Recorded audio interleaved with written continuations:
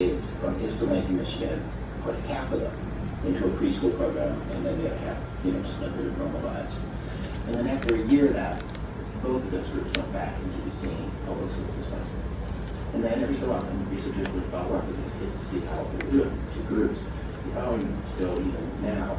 And the results have been amazing. At age 27, the kids who got preschool were half as likely to have gotten arrested. They earned an average of 50% more per month.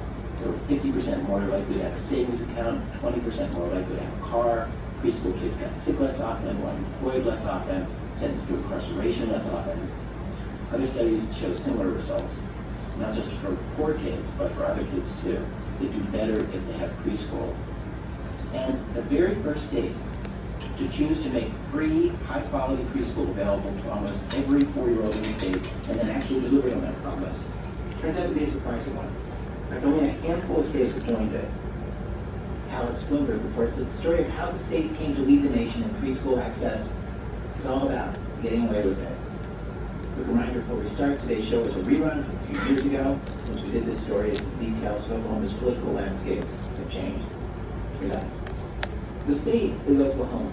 And to show you just how surprising that is, consider what happened to a guy named Ron Peters.